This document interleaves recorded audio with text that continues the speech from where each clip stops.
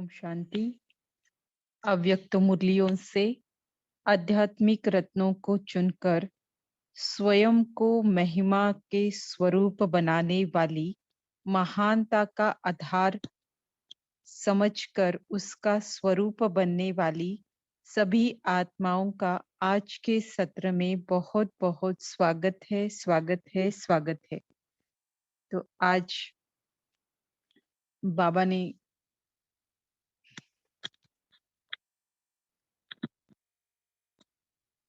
सभी को वॉइस मेरी ऑडिबल है? हाँ दीदी। हाँ, तो आज की मुरली छोटी है, उतनी ही बहुत स्वीट के मुरली में बाबा ने बहुत सारी बातें बताई है। जो कोई भी मुरली को हम एक मुरली को अगर हम अच्छे से समझे धारण करें तो वो हमें संपूर्णता तक जरूर लेकर जाती है, चाहे वो साकार हो चाहे वो अव्यक्त हो। तो आज की मुरली भी ऐसे ही आ, मना इंफॉर्मेटिव है। नॉलेज के बारे में बहुत क्लियरिटी दी है बाबा ने। जैसे परमात्मा ज्ञानी अगर है तो उसका लक्षण क्या होगा, है ना। और जो हमारे ब्राह्मण जीवन के 4 सब्जेक्ट है, उन सभी के 4 सब्जेक्ट में आप कौन से सब्जेक्ट में कहाँ तक पहुंचे हो और उसकी रिजल्ट क्या होनी चाहिए अगर आपकी उस सब्जेक्ट पर कमांड है तो, है ना। तो ये हमें भी पता होना चाहिए ना। जैसे 5th स्टैंडर्ड में गए, 6th स्टैंडर्ड में गए तो भले मैथ्स सब्जेक्ट हैंड है, साइंस हैंड है, लेकिन हमें उसके बारे में कितनी क्लैरिटी ज्यादा मिलती जा रही है और हम कैसे उस सब्जेक्ट पे कमांड लेकर लेकर जा रहे हैं। तो इस तरह से 4 सब्जेक्ट के बारे में बाबा ने बताया है। और बाबा जो हमेशा कहते हैं 5 स्वरूप की ड्रिल करो, 5 स्वरूप की ड्रिल करो, इस ड्रिल के भी गुह्यता में हम जाते हैं ना, तो भी हमें जो बाबा अलग शब्दों में ड्रिल बताते हैं कि निराकारी सो साकारी, साकारी सो निराकारी, फिर आकारी कभी ऐड करते हैं। तो ये तीनों स्वरूपों की अगर हम ड्रिल बार बार करते हैं तो ये दूसरा रास्ता है स्वदर्शन चक्र फिराने का। देखेंगे ना, 5 स्वरूप की ड्रिल और स्वदर्शन चक्र में हम देखेंगे हमारे सारे स्वरूप, पांच युगों में जो चक्कर हम लगाते हैं उस सभी को लिया गया है। तो ये हुआ इस तरह से खुद को देखना ना, मैं आत्मा कैसे 5 युगों में अलग अलग स्वरूपों में पार्ट प्ले कर रही हूँ। स्व का दर्शन, स्वदर्शन चक्र और 5 स्वरूप की ड्रिल तो एक ही बात है ये। तो इसमें आप देखेंगे हमारा रिश्ता आकारी स्वरूप भी है और साकारी स्वरूप, जैसे 2 है और एक जड़ चित्र का यादगार है। तो मना जो भी चक्कर हमने 5 युगों में लगाए हैं तो उसका पूरा इसके डेप्थ में जाएंगे तो पूरा उसका मतलब सार रूप में बाबा ने बताया हुआ है। तो इसकी प्रैक्टिस करना, इसके पॉइंट्स की चर्निंग करना, ये हमें जरूर इन अवस्थाओं तक लेकर जाने के लिए मदद करती है। नॉलेज के पॉइंट्स सिर्फ नॉलेज के पॉइंट्स नहीं, बल्कि उसका अनुभव हमें करने को मिलता है। तो इस तरह से जो पहला स्वरूप हमारा है अनादि स्वरूप, बिंदु रूप में, ओरिजिनल स्वरूप में हम अपने आप को देखेंगे तो कैसे दिखाई देता है। मतलब आत्मिक स्वरूप भी हमें सबसे, जैसे हम अपने घर से आए थे, अभी घर जाने का समय है तो हमें वैसे ही स्वरूप को स्मृति में रखकर जाना पड़ेगा। अगर ऐसा नहीं करेंगे तो इसके नेक्स्ट वाली मुरली में बाबा ने बहुत अच्छी क्लैरिटी दी है। अगर अभी बाप समान नहीं बनेंगे, घर जैसे जाना है उस स्मृति में नहीं टिकेंगे तो क्या करना पड़ेगा, राइट। फिर बाबा के साथ नहीं चल पाएंगे। तो इस तरह से इस रूप के बारे में भी हम जितनी गुह्यता में जाएंगे तो बहुत सारे गहरे गहरे राज कहो, मोती कहो, हमें प्राप्त होंगे। ये प्राप्ति, गहरे राज समझना ही आत्मा में कंटेंट भरता है, राइट। इसीलिए चर्निंग करना बहुत जरूरी है। और जिस आत्मा के जो पार्ट के लिए हर एक आत्मा का तो अपना अपना पार्ट है ही, लेकिन उस आत्मा के पार्ट के लिए जो जरूरी है वो पॉइंट ज़रूर-ज़रूर उसे क्लिक कराता है बाबा, है ना? तो फिर दूसरा जो है हमारा आदि स्वरूप, ये हमारा साकारी स्वरूप है। 2 ही रूप हमारे साकारी है इसमें, एक तो सतयुग का आदि स्वरूप, भविष्य और अभी वर्तमान समय का ब्राह्मण। तो ये 2 स्वरूप की महिमा और 2 स्वरूपों की महिमा और हमारी अनादि स्वरूप की महिमा। इस इ इ इन तीनों महिमाओं को बाबा ने आज बहुत अच्छे से वर्णन किया है।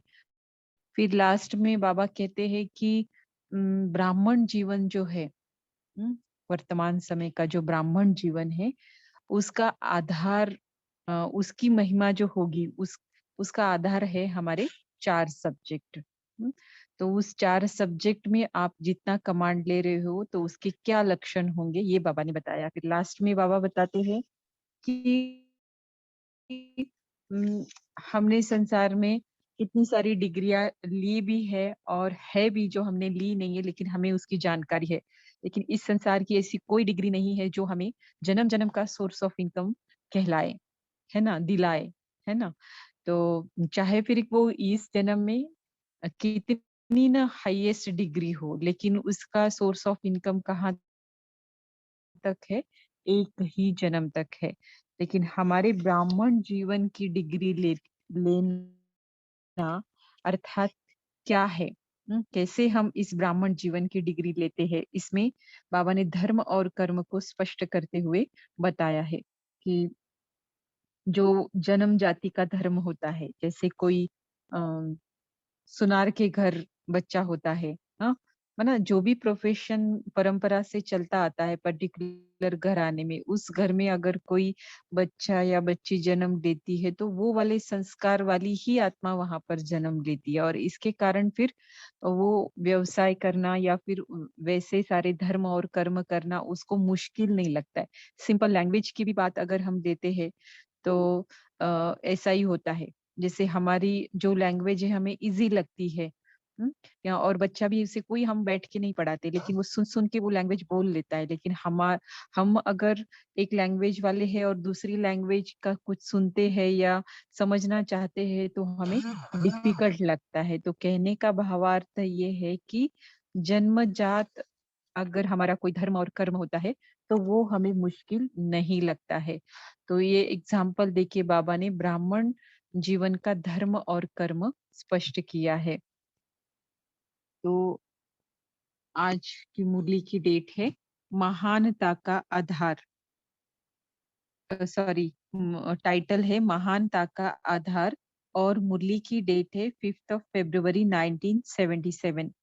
आज स्वयं के लिए बाबा कहते हैं सदा काल के लिए महिमा के योग्य बनाने वाले, त्रिकालदर्शी बनाने वाले, सदा जागती ज्योति शिव पिता बोले। क्या बोलते हैं पहले? आप सब अपने तीनों स्वरूपों की महिमा को जानते हो? बच्चों की क्या-क्या महिमा है, जिस आधार से इतने महान बनते हैं? बाप उस महिमा को देख रहे हैं। हुँ, आज बता रहे हैं इस मुरली में क्योंकि आप सारी मुरलियाँ जो देखेंगे ना तो सब सीक्वेंट टॉपिक रहता है ना कंटिन्यूएशन में कुछ न कुछ बाबा लेते ही है पीछे वाली मुरली से। तो आज बाबा महिमा के आधार क्या है, जो आप महान बनते हो, वो बता रहे हैं। नेक्स्ट वाली मुरली में बाबा रिजल्ट देखने वाले हैं, राइट? तो हमें बाबा आकर कोई तुम प्रजापति के हो, तुम राजा पद के हो, ऐसा कुछ डिक्लेयर नहीं करेंगे। ये हम ही अपने आप को डिक्लेयर करेंगे अपने पुरुषार्थ के आधार पर, राइट?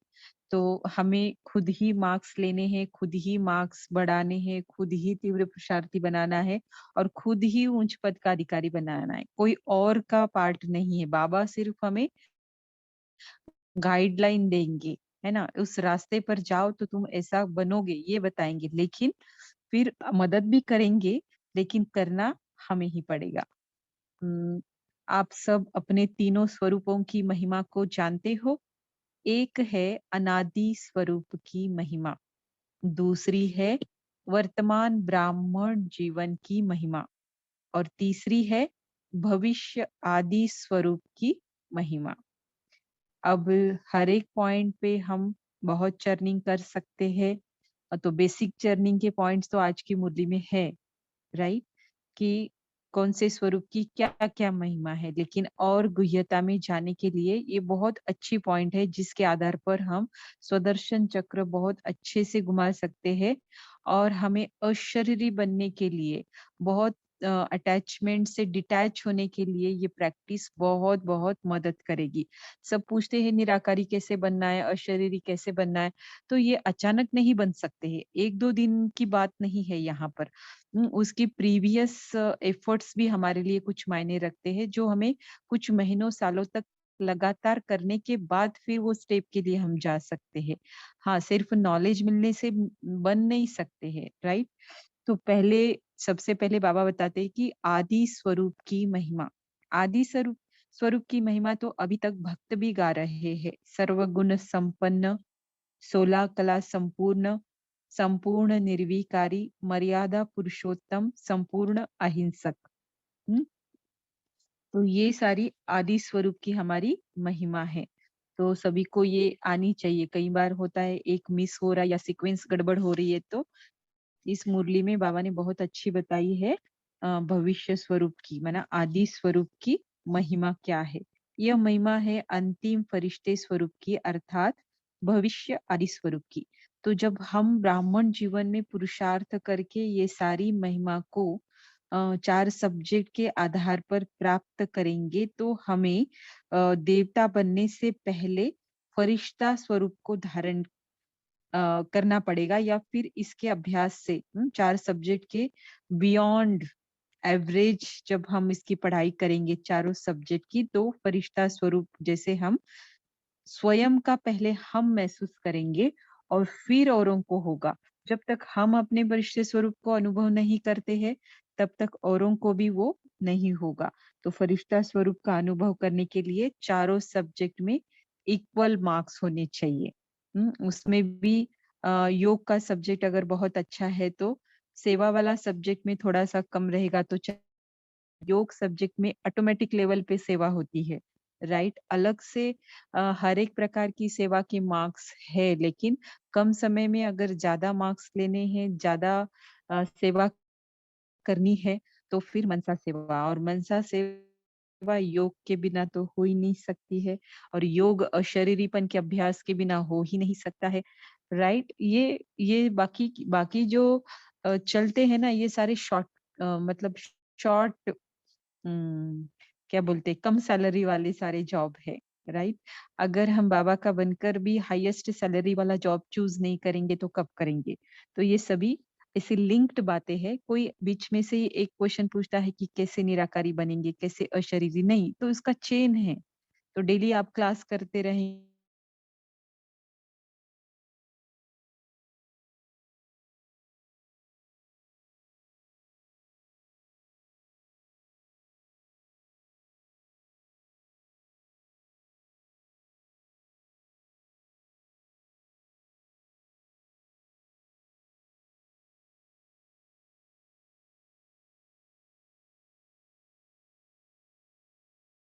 की आदि स्वरूप की। अभी बाबा बताते हैं अनादि स्वरूप की महिमा। जो बाप की महिमा, सो मास्टर स्वरूप में आपके अनादि रूप की महिमा है। अपने घर में है, अपने पिता के साथ है, हुँ, लेकिन पता नहीं है। लेकिन वो उस वक़्त पता नहीं होगा जब हम देह छोड़कर वहाँ जाएँगे।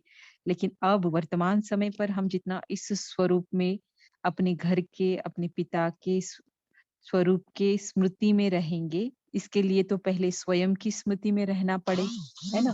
तो देखो, ये इसी पॉइंट पे देखो योग के कितनी सारी स्टेप्स निकलती है।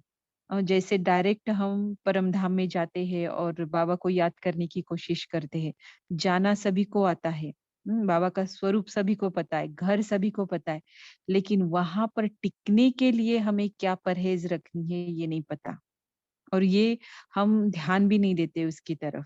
ये लाल लाइट लगा, गाने लगे, कमेंट्री लगी, इसने बड़ी अच्छी कमेंट्री कराई, ये इसने बहुत अच्छा योग कराया। अरे कोई योग करा नहीं सकता है। एक बाबा के सिवा योग कोई करा नहीं सकता है और आपके खुद के एफर्ट्स के सिवाय, ये बात समझ लीजिए। बाकी तो फिर ये मन बहलाने की बात है। जैसे भक्ति मार्ग में कनरस है ना, तो यहाँ भी कनरस नहीं, नहीं, बाबा जब योग कराते हैं या फिर हम अपने एफर्ट से योग लगाते हैं, तो उसमें साइलेंस बहुत प्रिय लगती है। हुँ? तो वही सच्चा योग है। वहीं पर जो बाबा की महिमा है, तब जाके हम उस महिमा के लायक बनते हैं, अर्थात मास्टर बन सकते। तब तक नहीं, सिर्फ़ स्वमान की रटने से मास्टर नहीं बनने वाले हैं, राइट? तो सबसे पहले अपनी आत्मा में जो मन, बुद्धि, संस्कार है, उसे स्वच्छ करना, उसके लिए मुरलियों का अभ्यास करना। जब तक हमारे मन में श्रेष्ठ संकल्पों की उत्पत्ति होने का नेचुरल संस्कार नहीं बनता है, तब तक हमारी मन, बुद्धि, संस्कार हल्की नहीं बनती है, क्लीन नहीं कहलाई जाती है। और जब तक वो हल्की नहीं बनती है, तब तक हम स्वयं की स्मृति में रहना मुश्किल है, क्योंकि हमें स्वयं की स्मृति रहने के लिए ही तो हम क्लीन कर रहे हैं, और वो क्लीन हो गई तो हम स्वयं की स्मृति में रहेंगे। अगर क्लीन नहीं है, तो कहीं और बुद्धि भटक रही है, तो स्वयं की स्मृति इसमें रहने का बहुत कम चांस है, राइट? तो मेहनत तो करनी है, लेकिन एक्यूरेट वे से करेंगे ना, तो फिर अपनी मंजिल को प्राप्त करेंगे या सिद्धि तक पहुँचेंगे या फिर बाबा तक पहुँचेंगे। अल्टीमेटली हमारा ध्येय यही है, वो लक्ष्मी नारायण बनना बनना वो सब कुछ है, लेकिन पहले परम धाम में तो टिके ना हम, ज़्यादा से ज़्यादा समय, तभी सारी बातें पॉसिबल होती है। तो पहली बात है कि स्वयं की स्मृति, उसके लिए जो एफर्ट्स लगते हैं वो शॉर्ट में मैंने बताए,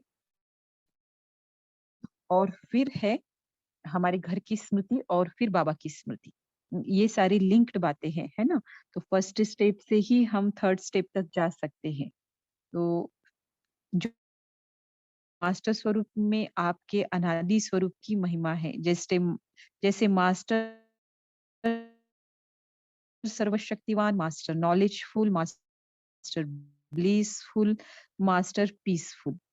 तो जो भी बाबा है, उसके बच्चे भी वैसे ही होंगे। तो क्यों फिर आत्माएँ उसी घर में जाती है जहाँ पर उसका हिसाब-किताब है या फिर मिलते-जुलते संस्कार है।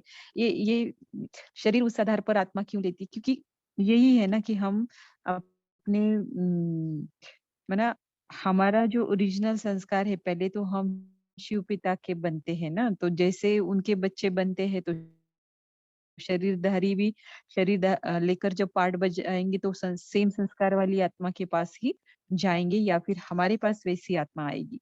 अभी बाबा बताते हैं 2 स्वरूप की महिमा बाबा ने बताई, अभी तीसरा जो है साकारी रूप हमारा वर्तमान श्रेष्ठ ब्राह्मण स्वरूप की महिमा का आधार क्या है?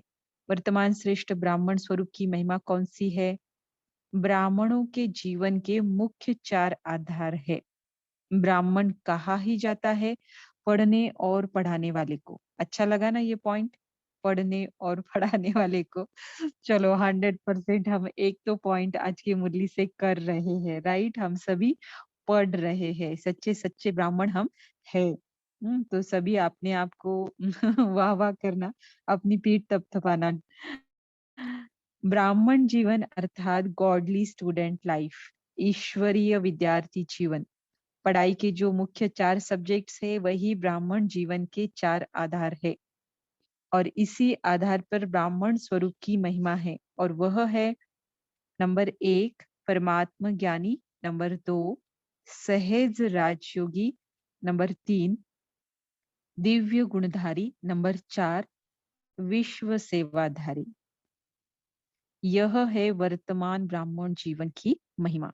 कई कहते हैं योग में बैठते, अरे टाइम कहाँ रहता है योग में, तो हम न कर्म, बाबा ने कहा है न कर्म योगी बनकर रहो।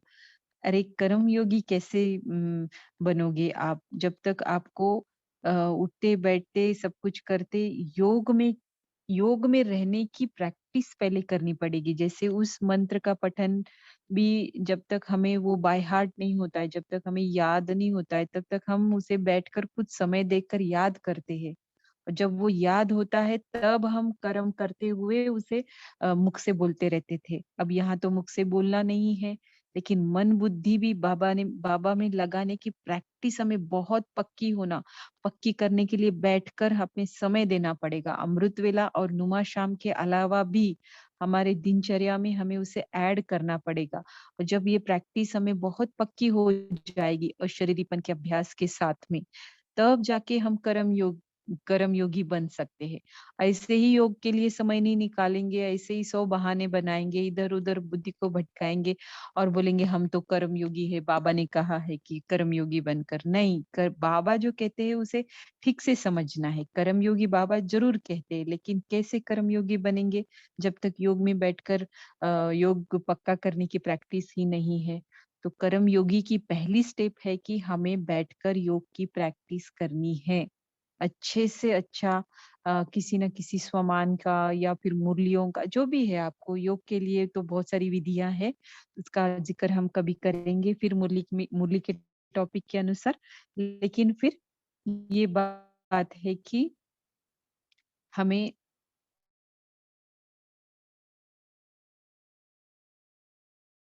बनकर फिर हम कर्मयोगी बनेंगे, राइट? अभी बाबा बताते हैं क्योंकि ज्ञान मिला किस लिए मिला, समझ मिली किस लिए मिली कि हमें उसे कैसे कनेक्ट होना है। जब तक कनेक्ट नहीं होंगे तो बाकी के 2 सब्जेक्ट तक हम पहुँचेंगे ही नहीं।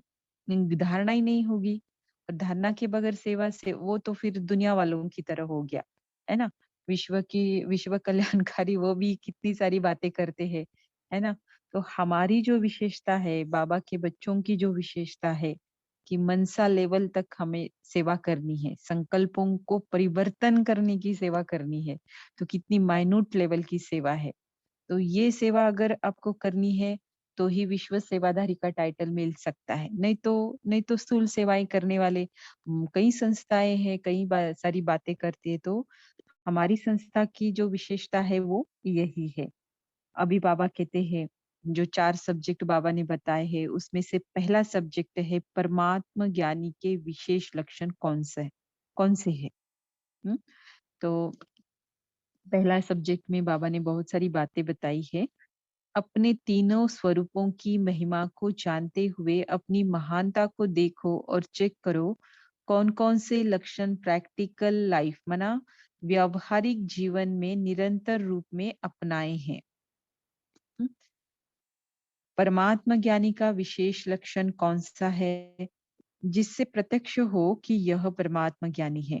तो दुनिया वालों से हमारी समझ अलग है, तो हमारी एक्ट भी अलग होनी चाहिए और जब अलग है तो उनको नोट भी होना चाहिए, राइट? तो संकल्प का तो चलो वो बहुत गुह्य बात है, वो शायद समझ सके, ना सके लेकिन फ़ील ज़रूर कर सकते हैं। फ़ील करना ही समझना है उनका, है ना? तो बाबा कहते हैं मुख्य लक्षण कौन-सा है? हर सब लक्षण अलग होता है। जो 4 सब्जेक्ट है ना उनके अ, उन सब्जेक्ट के ऊपर आप कमांड ले रहे हो, एक अच्छे लेवल तक आपने उसे अपना लिया है, व्यावहारिक जीवन में उतारा है, तो उसका लक्षण अलग-अलग होता है। परमात्मा ज्ञानी अर्थात नॉलेजफुल अर्थात परमात्मा ज्ञानी। नॉलेज से फुल परमात्मा ज्ञानी। ज्ञान की विशेष प्राप्ति क्या है? ज्ञान का फल क्या है? ज्ञान का फल अर्थात परमात्म ज्ञानी का मुख्य लक्षण। देखो मुख्य लक्षण बाबा बताते हर संकल्प में, बोल में, कर्म में और संपर्क में। क्योंकि ये तीनों जो बातें हैं संकल्प, बोल और कर्म इसका चेकिंग कहाँ होता है? संपर्क में आने वाली आत्माओं के साथ में। संपर्क में मुक्ति और जीवन मुक्ति की स्टेज होगी। कैसे रहेंगे संपर्क में रहते? न्यारा और प्यारा। जिसको न्यारा और प्यारा कहते हैं, वह स्टेज है जीवन मुक्ति की। ना गम है, ना बहुत एक्साइटमेंट की स्थिति है। In between neutral. कर्म करते हुए भी बंधनों से मुक्त। अभी कुछ भी कर्म करो, बंधन ही लगता है। क्योंकि कर्मयोगी बनकर जब तक कर्म नहीं करेंगे तब तक बंधनों से मुक्त हो ही नहीं सकते हैं।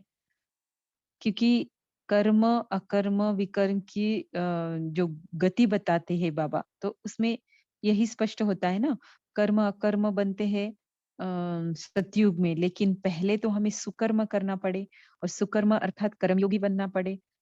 हर हमारी एक्ट में कैसे योग शामिल होता है, तभी जाके वो बंधनों से टूटता है ना? मतलब उसके प्रभाव अभाव से हमें परे रखता है। तो कर्म करते हुए भी परमात्मा ज्ञानी कैसे होगा? बंधनों से मुक्त होगा। अतः परमात्मा ज्ञानी का विशेष लक्षण है सब में मुक्त और जीवन मुक्त स्थिति। ज्ञान अर्थात समझ। समझदार सदा स्वयं को बंधन मुक्त, सर्व आकर्षणों से मुक्त बनाने की समझ रखता है। पहले समझ नहीं थी, अब पता चला। हुँ, ये सारे बंधन हैं, उसे संबंधों में कैसे परिवर्तन करना है, वो तो आत्माओं की भी बात हुई, लेकिन हर कर्म करते हुए उसके जो बंधन हम बनाते, क्योंकि देह भान में करते हैं ना, तो इधर बंधनों का, विकर्मों का मीटर ऑन ही रहता है।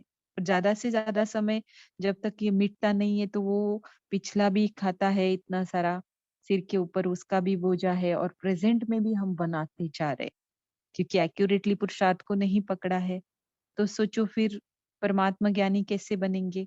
समझ दिया बाबा ने और उसे इम्प्लीमेंट नहीं किया, समझ को समझ तक ही रखा, सिर्फ नॉलेज के तौर पर ही रखा, तो बंधनों से मुक्त नहीं हो सकते। तो कर्म योगी बनना ही बंधनों से मुक्त होना है।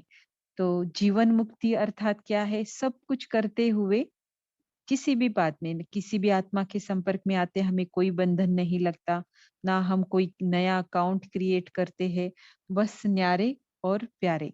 ये कब होगा? आत्मिक स्थिति में रहने से। आत्मिक स्थिति में मतलब खुद भी आत्मा और सामने वाले को भी आत्मा, तब शुद्धता भी रहेगी, अकाउंट भी क्रिएट नहीं होगा और जो भी संबंध रहेंगे एकदम सूदिंग रहेंगे। ना हर्ट कोई किसी से करेगा, किसी को करेगा, ना हम होंगे, ना हमसे कोई होगा। ना बहुत सारी बातें जो ज्ञान में आने के बाद होनी चाहिए वो हो जाएगी। तो इसका बेस है ज्ञान अर्थात समझ। तो परमात्मा ज्ञानी का विशेष लक्षण हुआ मुक्त और जीवन मुक्त। अभी क्योंकि अव्यक्त मुरली के ऊपर डॉक्टर सचिन ने क्लास चलाई थी, तो बहुत अच्छा बताया था उसमें कि अभी कौन सा समय चल रहा है और हमें किस किस बात की केयर लेनी है। तो नए अकाउंट्स मतलब पिछले के अकाउंट तो हम क्लियर कर ही रहे हैं। ऐसे में हमें कहीं पर भी किसी हालत में नए अकाउंट्स क्रिएट नहीं करने हैं। अकाउंट अर्थात लेन-देन। फिर वो किसी भी प्रकार की शुद्धता, आत्मिक भाव के इसमें लेन-देन नहीं होती है, न्यारा-प्यारापन होता है, लेकिन आत्मिक भाव नहीं है और तो हम कुछ एक्ट कर रहे, कुछ लेन-देन कर रहे, तो उसका हिसाब-किताब बनता है। तो ऐसे इस समय में ये भस्म नहीं हुआ तो ठीक है, लेकिन फिर और बढ़ाना तो नहीं है।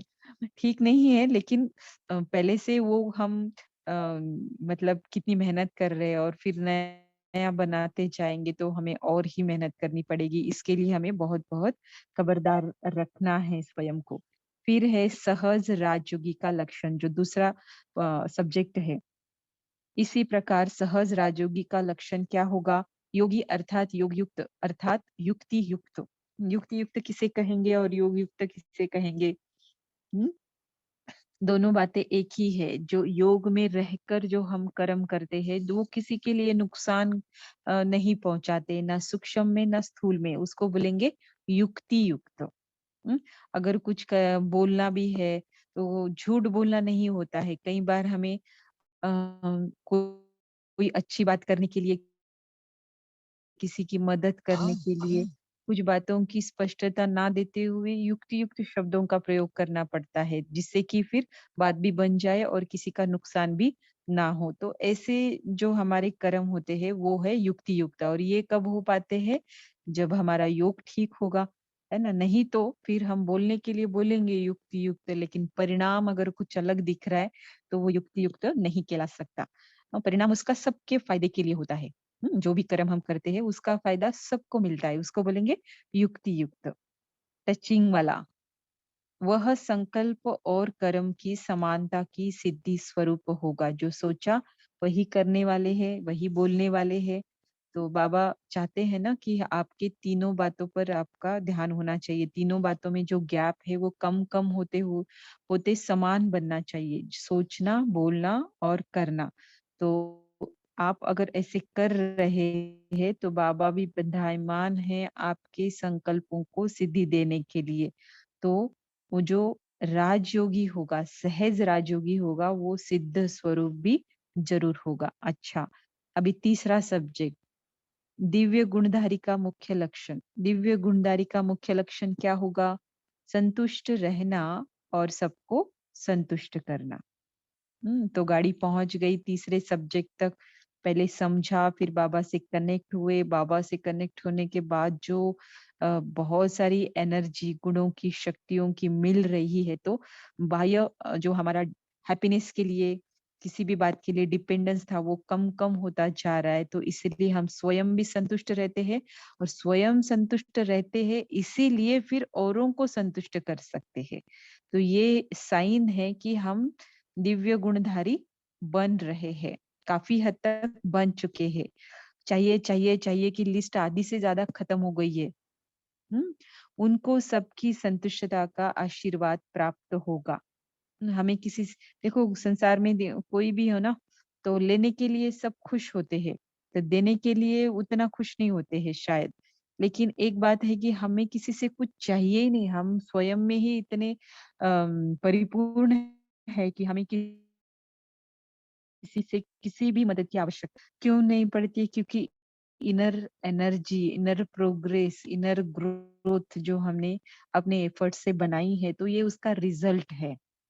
बाबा जो अभी जो बता रहे हैं ना, वो रिजल्ट है। तो ऐसी आत्मा को हम, कोई ऑफर हमें कर रहा है, हम नहीं चाहिए, नहीं चाहिए बोलते, तो वो देने से ज्यादा हम ना लेते तब खुशी होगी उसको भी, है ना? एक इमेज भी हमारी बनेगी और उससे भी खुशी होगी। तो खुशी के बाद क्या होगा? उससे दुआ निकलेगी, अर्थात आशीर्वाद प्राप्त होगा, अर्थात गॉडली यूनिवर्सिटी, ईश्वरीय विश्वविद्यालय का सर्टिफिकेट उसे प्राप्त होगा।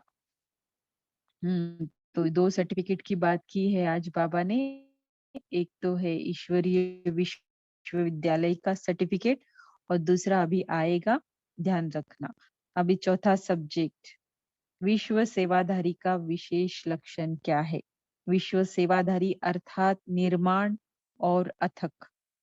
निर्माण इसलिए क्योंकि स्वयं को उसने माना, स्वमान में रहना उसको आ गया। तो जब स्वमान में रहना आ गया, स्व की स्मृति में टिक कर, तो उसे मान नहीं चाहिए, किसी से भी नहीं चाहिए। क्योंकि मान किसी से मिलता है ना, उससे कहीं बढ़कर बातें उसे मिल चुकी है। वे आत्माओं से मान लेकर क्या करना है? स्वयं बाबा ने उसे मान दिया। जो स्वमान में रहता है, जो खुद को मानता है, उसे बाबा मान देता है। फिर यहाँ के मान की ज़रूरत नहीं पड़ती है। तो उसे इस शब्द में डिस्क्राइब कर सकते हैं इतनी सारी बातों को, कि निर्माण और अथक। आत्माभिमानी थकते नहीं है। हुँ? सदा जागती ज्योति होकर रहेगा, आत्मिक स्मृति में रहेगा। जागती ज्योति माना केवल निद्रा जीत नहीं, लेकिन सर्व विघ्न जीत। उसको कहते हैं जागती ज्योति। स्मृति रहना भी क्या है? जागना है। तो ज्ञान योग का द्रुत डालकर हम अपनी आत्मा की ज्योति जगाते हैं ना, तो ये जगाना भी क्या है? स्मृति रहना है कि हम आत्मा है। तो अब इन सभी लक्षणों को सामने रखते हुए देखो कि गॉडली यूनिवर्सिटी गॉडली यूनिवर्सिटी की संपूर्ण डिग्री ली है। अभी डिग्री चाहिए, सब्जेक्ट पढ़ ली है ना, महिमा योग्य कैसे बने, तीन में स्वरूपों की महिमा बताने के बाद बाबा ने 4 सब्जेक्ट बताए। क्योंकि जो 3 महिमाएं जो हमारी बनी है, 3 स्वरूप की, उसमें से वर्तमान समय के ऊपर बाबा ने ज्यादा डिस्क्राइब किया है कि ब्राह्मण जीवन को अगर महिमा लायक बनाना है तो क्या करना पड़ेगा, उसके लिए 4 सब्जेक्ट बताए। अब 4 सब्जेक्ट की पढ़ाई के बाद तो डिग्री होती है ना, तो इस जीवन में हमने डिग्री ली है या हमें लेनी है, तो कैसे लेंगे देखते हैं। 4 सब्जेक्ट के आधार पर जो महिमा बताई वही ब्राह्मण जीवन की डिग्री है। तो 4 सब्जेक्ट में फुल मार्क्स, और नहीं, आधा तो एटलीस्ट हम स्कोर करें। हम्म तो फिर भी हमें ये डिग्री मिल ही जाएगी। तो यह डिग्री ली है, यह वर्तमान समय की डिग्री है। पढ़ाई कर रहे तो डिग्री मिल ही गई जैसे। जैसे ये अन्नामला यूनिवर्सिटी के कोर्सेस है ना, एडमिशन लिया तो भी जैसे पास हो गए। तो ये भी यहाँ भी ऐसे ही है, ब्राह्मण बने और 4 सब्जेक्ट पढ़ रहे तो हमारी डिग्री हमारे हाथ में आ ही गई जैसे।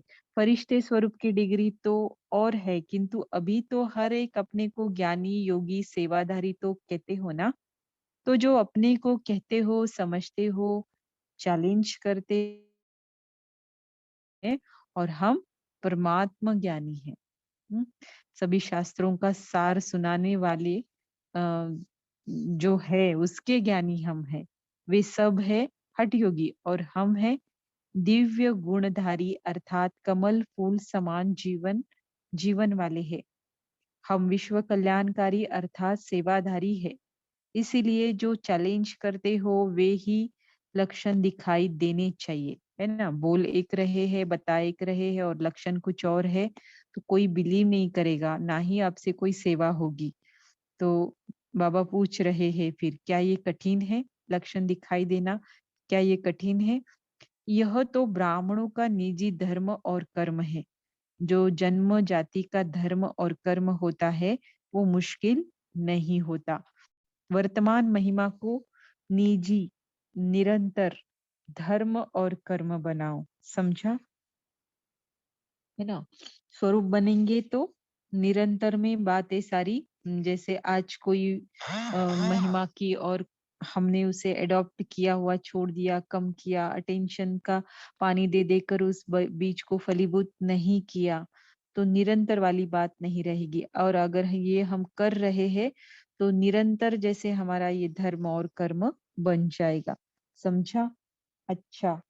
ऐसे लक्ष्य और लक्षण को समान बनाने वाले, तीनों स्वरूपों की महिमा से महान बनाने वाले, सदा मुक्त, जीवन मुक्त, युक्ति युक्त, सदा संतुष्ट, सदा अथक, निर्माण जागती जो सदा जागती ज्योति, श्रेष्ठ ब्राह्मणों को आदि पिता और अनादि पिता का याद प्यार और नमस्ते। तो बाप दादा ना कहते हुए आज बाबा ने आदि पिता और अनादि पिता का तय किया है। हम सभी रूहानी बच्चों का रूहानी मात पिता, रूहानी आदि पिता और अनादि पिता को याद प्यार और नमस्ते। अभी हम सभी 1 मिनट साइलेंस में बैठेंगे और हमारा नेक्स्ट पार्ट रहेगा। आज हमारे बीच आदरणीय श्री हरिजी बाई पुनः उपस्थित हुए हैं। हम सभी का बहुत बहुत भाग्य है कि पुनः हमें उनके अनुभव सुनने का मौका मिल रहा है। तो हो सकता है मुझे लीव करके फिर से ज्वाइन करना पड़े अभी अगर वीडियो ऑन नहीं हुआ तो सभी से अनुरोध है कि जो भी है तो वो सभी फिर से ज्वाइन हो। लीव किया मतलब मीटिंग खत्म हुआ ऐसा नहीं है। तो कुछ टेक्निकल ये बातें शायद। लेकिन हाँ हाँ जी। ये रिकॉर्डिंग में शायद प्रॉब्लम होगा। फिर आप कोशिश करिए कि लीव ना करें। हाँ, कोशिश मतलब क्या है, स्टार्ट वीडियो का बटन दबाएंगे, उससे नहीं हुआ तो फिर हमें वही करना पड़ेगा। अगर किसी और को दूसरी जानकारी है तो हमें बताए, हम वैसा करेंगे। राइट। नहीं, स्टार्ट वीडियो करने से तो लीव नहीं होना पड़ेगा ना। हाँ, हो रहा है, आज हाँ उस दिन नहीं हो रहा जी था। जी जी।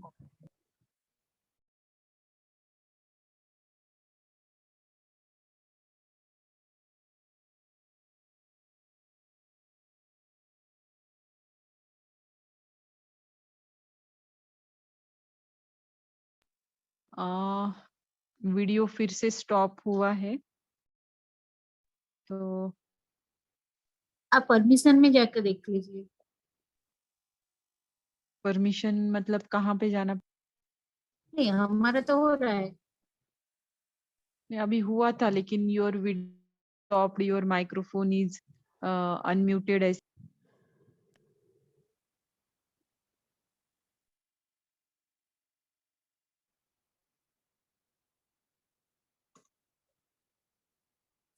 वीडियो हो रहा है दीदी। स्टार्ट वीडियो हो रहा है। मैं तो नहीं देख पा रही हूँ।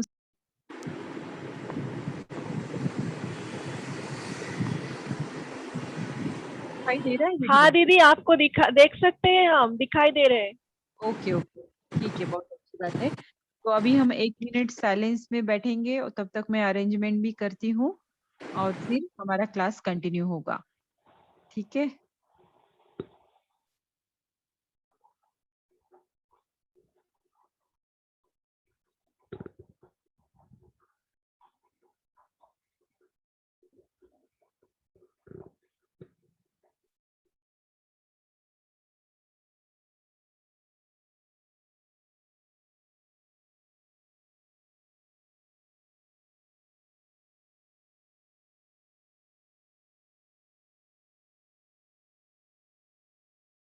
ये स्क्रीन पर भाई जी का दिखाई दे इसके लिए क्या करना पड़ेगा? हमने तो वीडियो ऑन किया है। आप उनको फोकस करिए। कैसे करना है? वो कहाँ है? अभी वही बैठे हैं बैठे क्या? हैं? वही बैठे हैं? हाँ, कैमरा के सामने हाँ ही है। हाँ हाँ, नहीं आप थोड़ा मूवमेंट चेंज करिए। आ रहे हैं वो भाई जी, अभी अच्छा, दिख रहा था। अच्छा, पोजीशन थोड़ा चेंज करिए। ठीक है।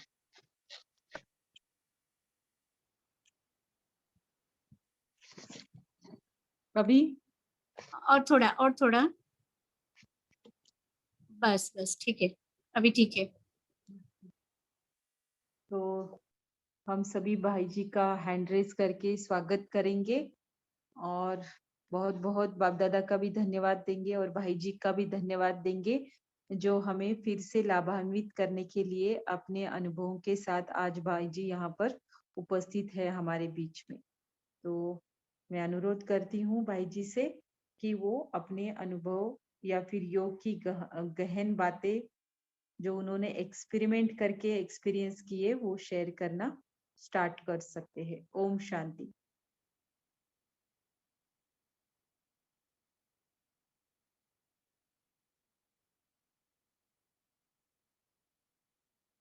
ठीक से दिखाई दे रहा है भाई जी का मतलब? जी जी जी, जी बहुत ठीक, दीदी। बहुत अच्छा।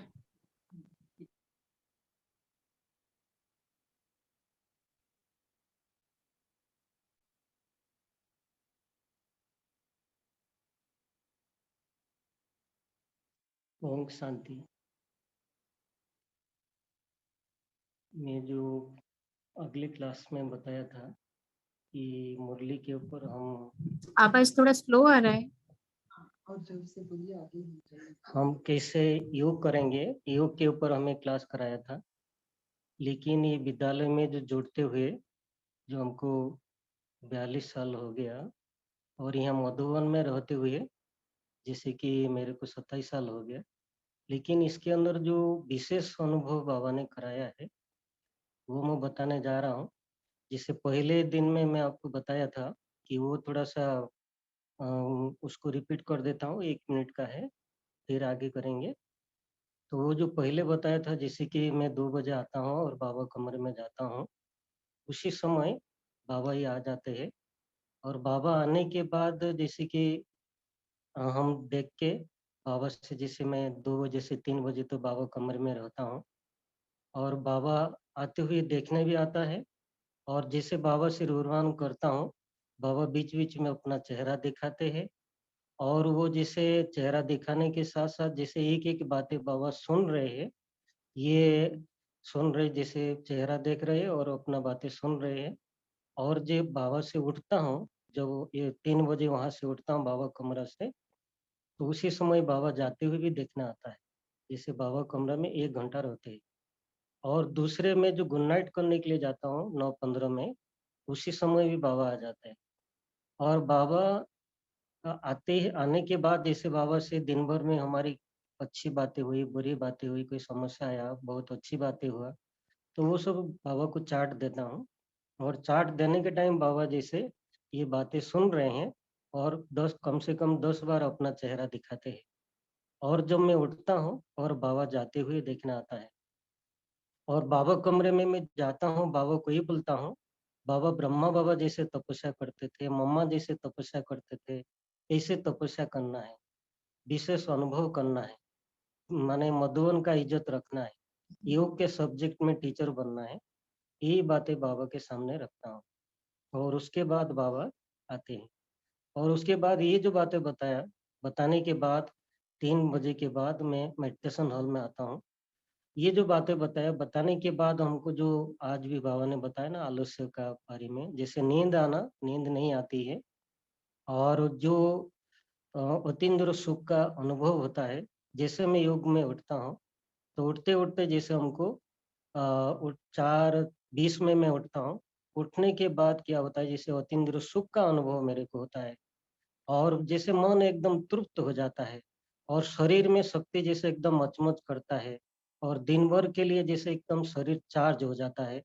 इसमें योग में उठने के बाद जब हम कमरे तक जाते हैं, ये बाबा से जैसे मैं एक बार यहाँ से जा रहा था, ये हम माने पीछे के गेट से हम पहले रहते थे।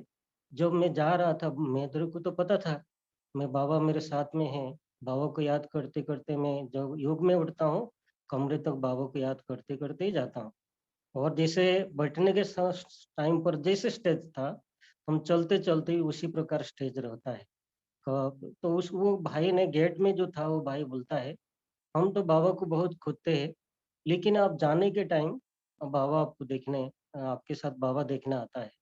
ये मेरे को वो भाई ने, बाहर का भाई था, माने बीके भाई था, वो मेरे को बताया था। और उसके बाद मैं जो बाबा को वहाँ पर जाने के बाद मैं जो शांति स्तंभ पर आता हूँ, शांति स्तंभ की सेवा है, तो आने के बाद मैं बाबा को ये बोलता हूँ, बाबा आप आओ, हम दोनों मिल के सेवा करेंगे। ऐसे कहते बाबा से जैसे इलेक्ट्रिक वेल्डिंग होता है ना, झक-झक लाइट देखना आता है, जैसे एक कर रहा है और दूसरे दोस्तों को भी झक-झक लाइट देखना आता है, तो वहाँ पर भी झक-झक लाइट देखना आता है। और आने के बाद हमारे शरीर के अंदर, मन के अंदर जैसे एक ताकत, एक ऊर्जा क्रिएट हो जाता है और हम शांति स्तंभ पूरा सफाई करने के लिए 2 घंटा लगता है और 2 घंटा सफाई करने के बाद मैं जो मुरली में जाता हूँ, मुरली में पूरा करके फिर जब शांति स्तंभ पर आता हूँ, फिर बाबा को बोलता हूँ, इससे मेरा मेन जो सेवा था, वो ओम शांति भवन में लिटरेचर में, और बाबा को आके कहता हूँ, बाबा मैं अभी लिटरेचर के लिए जा रहा हूँ, तो आप मेरे साथ चलेंगे ना? इसे चलने के बात करने के बाद और बाबा से एक जग-जग लाइट आता है और लाइट से पता चलता है कि आज हमारे पास कितने लोग आने वाला है, कितने हम कितना बिज़ी रहेंगे, उसी में पता चल जाता है। और जो शांति स्तंभ के सफाई के समय पर मैं एक जैसे ओम शांति भवन में आने के बाद, मुरली सुनने के आने के बाद, जैसे विशेष दिन में कोई शिवरात्रि होगा कि नया साल होगा, तो एक दिन में देखा है जो शांति स्तंभ में है ना, पूरा लाइट है।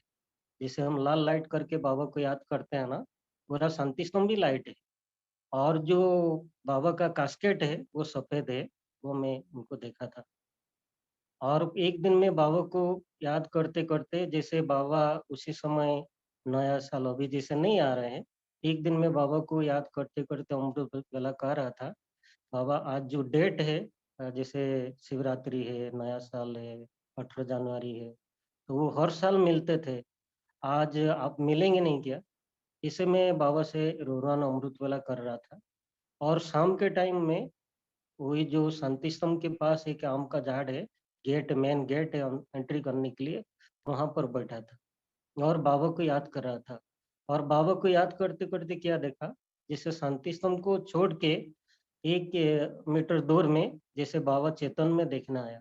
चेतन में जैसे उनको मैं देखा और उसके बाद शांति स्तंभ सफाई करने के टाइम जैसे कि अ, माने कोई टाइम बहुत जैसे अभी तूफ़ान चल रहा था ना, इसे तूफ़ानी हवा जब होता है, तो उसी समय इधर की पत्ता उधर, उधर की पत्ता उधर होता है। उसी समय शांति स्तंभ की सफाई करने के लिए माने माने कोई प्रकार की कर नहीं सकते, इसी प्रकार हालत होता है। उसी समय में बाबा को बोलता हूँ, बाबा प्रकृति तो क्या करना नहीं करना करे, क्या करना क्या नहीं करना, आपको पूछ के तो करता है ना। इसलिए ऐसा हवा चलेगा तो आपके स्थान पर कचरा को हम कैसे सफाई करेंगे? छोड़ के तो नहीं जाएँगे। तो इसे कहते कुछ समय बाबा को प्यार से याद करता हूँ और जैसे पीछे से हवा आता है और आगे वो कचरा को उठा के ले जा उड़ा के ले जाता है, और जैसे वो सफाई हो जाता है। और अभी जैसे ये ठंडी के समय पर जैसे बहुत ठंडा होता है जनवरी मास में, एक बार माने 1 साल में 1 बार वो शांति स्तंभ को 15-20 भाई लगा के उनको हम घिसाई करते हैं पाउडर, विम पाउडर के द्वारा। तो उसी समय मेरे पास तो ठंडी के लिए सब साधन है, लेकिन उसी समय देखता हूँ कि इतना ठंडी है, जो भाई लोग आएँगे उनके उसी समय तो पानी में पहले पानी पड़ेगा, उसके ऊपर पाउडर रखी घिसाई करना है ब्रश में, तो वो इतना सहज नहीं है। फिर मैं बाबा को बोलता हूँ, बाबा मेरे पास तो सब साधन है, लेकिन जो नए-नए भाई-बहन आएँगे, उनको तकलीफ होगा, उनको तकलीफ नहीं होना चाहिए, इसे बाबा को बोलता हूँ 1 दिन पहले। और प्रकृति को बोलता हूँ, प्रकृति कल बाबा का स्थान सफाई होने वाला है, नए-नए भाई आएँगे, इसलिए आप दिशा चेंज कर देना। जैसे हवा में ठंडी बढ़ जाता है ना, इसलिए मैं बोलता हूँ आप दिशा चेंज कर देना और कल तो मेरे माने हमारे भाई-बहन को कोई तकलीफ नहीं होना चाहिए। तो सचमुच हम दे 2-3 साल से देख रहे हैं कि वो हवा चेंज हो जाता है और मौसम चेंज होने के कारण वो ठंडा नहीं रहती है। जैसे हमारी इस साल 25 भाई आए थे ज्ञान सरोवर से, तो 18 जनवरी के पहले, तो वो क्या 3 साल से बोल रहे हैं कि हमको तो इतना गर्मी है, पंखा चाहिए। तो एक बार वो क्या हुआ, अभी जो शांति स्तंभ की पेंट होता है, पेंट होने के टाइम एक बाहर का मजदूर था, बाहर का मजदूर ऊपर में पेंट करते हैं। जब शांति स्तंभ पर आया बोलता है, बाबूजी मेरे को बोलता, बाबूजी यहाँ बाहर में तो बहुत ठंडी है, यहाँ कैसे गर्मी है? मैं बोला यहाँ बाबा के जो बच्चे हैं ना, बाबा को याद करते हैं, इसलिए बाबा की जो किरणें हैं, बाबा के जो लाइट पड़ता है ना, इसके कारण ये गर्मी है। और बाबा के शांति स्तंभ पर तो ये सब बातें मैं देखता हूँ। और उसके बाद मैं जैसे बाबा को सर्व संबंध में, बाबा जैसे कहते बाबा को सर्व संबंध में याद करता हूँ। और एक दिन मैं माने हिस्ट्री हॉल में बैठा था और बाबा को बाबा के रूप में याद कर रहा था। और याद करते-करते मैं वतन में चला गया और वतन में जाने के बाद देखा कि चारों तरफ बिजली मार रहा है और बिजली मारने के टाइम मेरे को समझ नहीं आया। बाबा को बोला, "बाबा मेरे को समझ नहीं आ रहा है।" उसके बाद जैसे बाबा कमरे में बाबा बैठे हैं, इसे मेरे को देखना है और देखने के टाइम बाबा को बोला, "बाबा" जब देखने आया बाबा को बोला, "बाबा ये जो शांति स्तंभ है, एक भाई पहले वो सफाई कर रहे थे, वो भाई को बोला, भाई जी मेरे को भी इच्छा होता है शांति स्तंभ सफाई करने के लिए। उसी समय हम ज्ञान सरोवर से जब स्टार्टिंग में बन रहा था, तो उसी समय हम आए थे सेवाधारी के रूप में, हम आते थे और हम ज्ञान सरोवर के लिए जाते थे। और जाने के टाइम वो भाई बोला, हम 3 भाई साथ में थे, बोला आप तो मातेश्वरी में रहते हैं और हमको कैसे मदद करेंगे? तो मैं वो 2 भाई को छोड़ के विशाल भवन में सेवाधारी के साथ रहा और उनको के बाद वो मेरे को बोला कि भाई जी आपको शांति स्तंभ सफाई नहीं करना है। मैं बोला भाई जी आप ऊपर कर दीजिए, मैं नीचे झाड़ू लगा देता हूँ। बोला नहीं करना है। फिर मेरे को तो लगन था, दूसरे दिन आया और तीसरे दिन जब आया, मेरे को बोला कि कल मना किया था ना, तो मैं फिर आधा घंटा खड़ा रहा, फिर चला गया। फिर जब बाबा को बर्तन में देखा, बाबा को बोला, "बाबा वो शांति स्तंभ सफाई करने के लिए मेरे को इच्छा होता है, लेकिन वो भाई मना करता है।" उसके बाद बाबा को बोला, "बाबा, एक भाई को मैं 7,000 रुपया घर में रहने के टाइम दिया था, लेकिन वो मेरे को देगा ऐसे लगता नहीं है। लेकिन मैं तो आपको पूछ के नहीं दिया है, लेकिन दोस्त तो दोस्त को तो मदद करता है ना, इसलिए वो जो पैसा है, आप मेरे को लाके देना है।" और बाबा ने बर्तन में बोला, जो बाबा कमरे में जैसे बाबा इसे देखने आ रहा था, बाबा से देख के बात कर रहा था और बाबा ने बोला तथास्तु बोला। और तटस्थ बोलने के बाद जब कुछ दिनों के बाद क्या हुआ, वो भाई को जिस भाई ने मना किया था, वो बुखार आया। बुखार होने के बाद वो भाई बोला कि आप जाके शांति स्तंभ सफाई करो। तो उसके बाद वो जो भाई ने मना किया था, उनका कुछ प्रॉब्लम आया, वो घर में गया। जाने के बाद उसी समय में शांति स्तंभ कर रहा हूँ, सफाई कर रहा हूँ, 27 साल हो गया। उसके बाद मैं जो घर में गया, घर में जाने के टाइम जो 7,000 रुपया लिया था, वो पहले बारी में मेरे को 3,500 रुपया दे दिया। फिर जो दोबारा गया, फिर पैसा दे दिया, सब पैसा भी मिल गया और शांति स्तंभ सफाई अभी तक मैं कर रहा हूँ।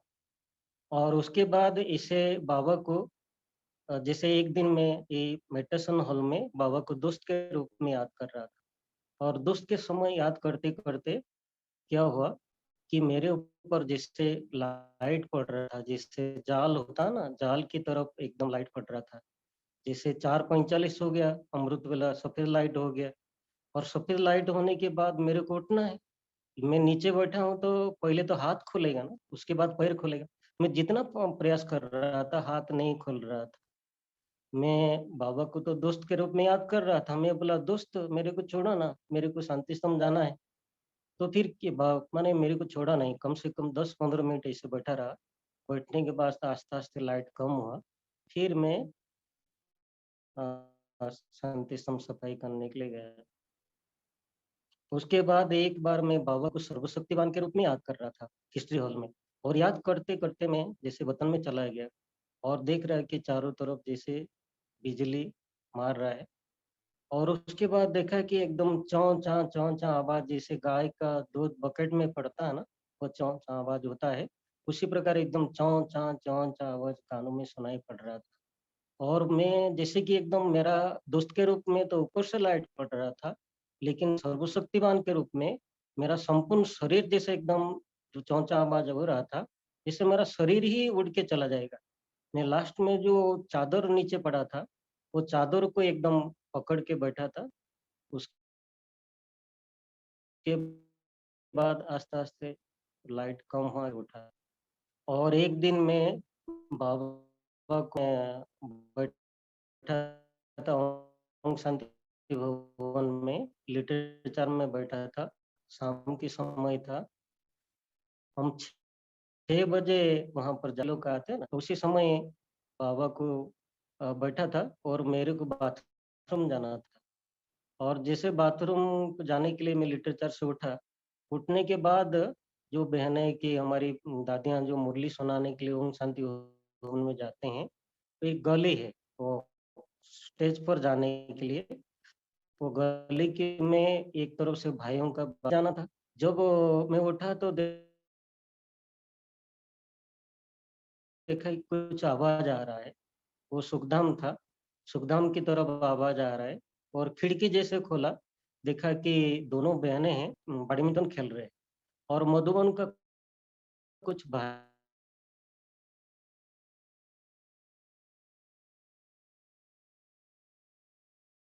है,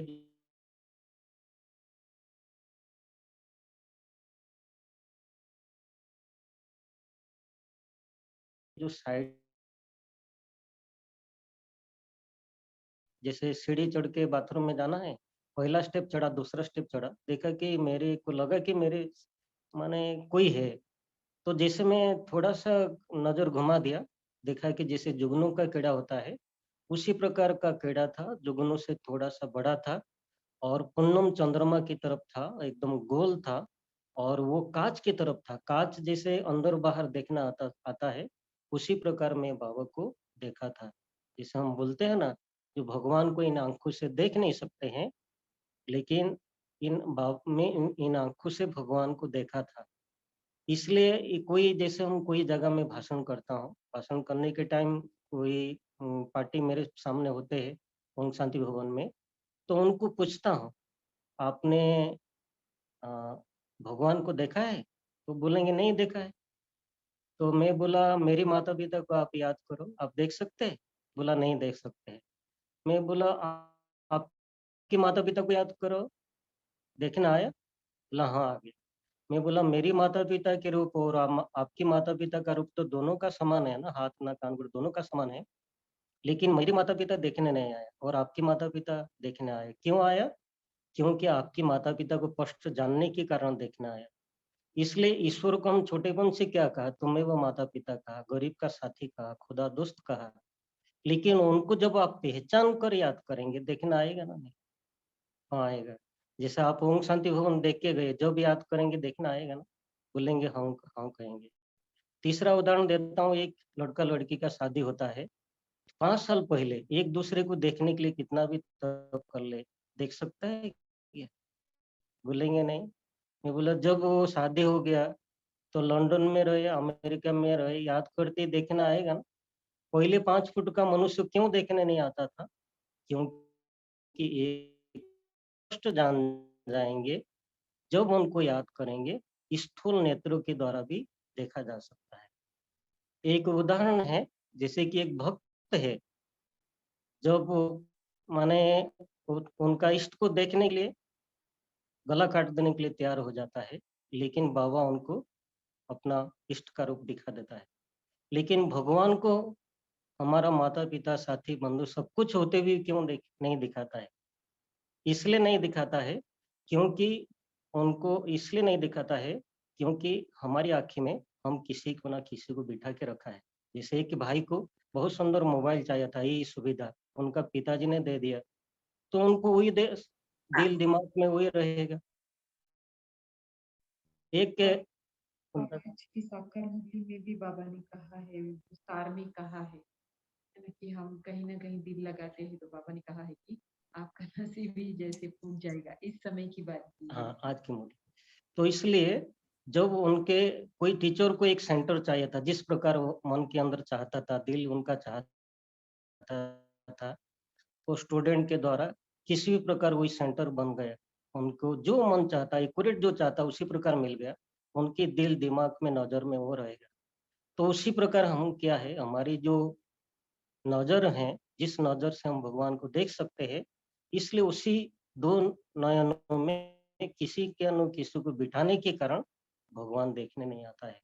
जब जैसे हम एक बाबा कहते दूसरा ना कोई है, ये पाठ में हम जब पक्का हो जाएँगे, कुछ भी नहीं है, तो सब बाबा है, बाबा को अपना संसार बना देंगे, उनको हम देख सकते हैं। और दूसरे में देखा था, बाबा की से मुरली सुनाने के लिए आते हैं, वो भी मैं देखा था कि जैसे मैं एक बार यहाँ पर माने माउंट में चोरी होता था, हमारी प्रकाश मणि दादी जो मधुबन का क्लास लेते थे, एक बार बोले कि आप उनको माने सबको शांतिवन नहीं जाना है। उसी समय बाबा शांतिवन में आते थे, शांतिवन नहीं जाना है। तो फिर दोबारा तीसरा बार जो क्लास होती है, दादी पूछ लेती कौन गया था, कौन नहीं गया था। मैं सोचा मैं सब बार में जाऊँगा, फिर दादी पूछेंगे तो सबके सामने खड़ा होना पड़ेगा, इसलिए मैं एक बार रुक गया। और जो आंगन में हमारे जो पहरा वाला भाई रहते हैं, वहाँ पर स्पीकर लगा हुआ है। बाबा उसी समय 3 बार 3 गीतों में बाबा आते थे, तो इसलिए गीत भी बज रहा था और उसी समय मैं बाबा को बहुत प्यार से याद कर रहा था। कम से कम 6 बजे से बैठा होगा, आस-पास 2 घंटा की हो रहा था। और मैं जैसे याद करते-करते मैं प्लास्टिक कुर्सी में बैठा था, जैसे मैं कुर्सी बाबा को याद करते कुर्सी और हमारा शरीर जैसे डांस कर रहा था। उसी समय 3 गीत बज रहा है और बजने के टाइम जैसे उल्का होता है, उल्का की तरह ऊपर से जैसे आप बहुत बड़ा जहाँ पर ज़मीन